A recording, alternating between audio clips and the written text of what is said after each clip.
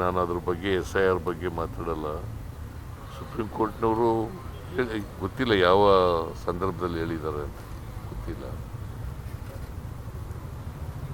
ನಾನು ನೋಡ್ಬಿಟ್ಟು ಹೇಳ್ತೀನಿ ಅದನ್ನು. ಸರ್, ಈಗ ಬಜೆಟ್ ಸಿದ್ಧತೆ ಹೇಗೆ ನಡೀತಾ ಇದೆ ಸರ್? ಮತ್ತೆ DK ಶಿವಕುಮಾರ್ ಏನು ಪರ್ಮಿಷನ್ ತಗೊಂಡಿದ್ದಾರೆ ಸರ್ ಇವತ್ತು ಗೈರಾಗೋದು? ಹೌದು, ಲೆಟರ್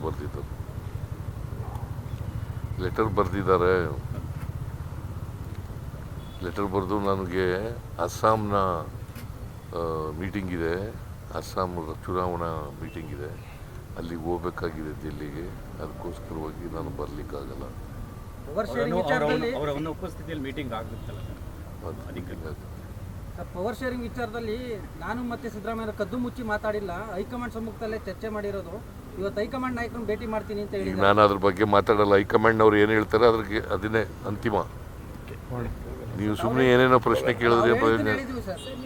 ಅವ್ರು ಹೇಳಿದ್ರೆ ಅವ್ರನ್ನೇ ಕೇಳಿ, ನಂಗೆ ಗೊತ್ತಿಲ್ಲ. ಹೈಕಮಾಂಡ್ ಏನು ಹೇಳ್ತದೆ ಅದಕ್ಕೆ ನಾನು ಬದ್ಧ.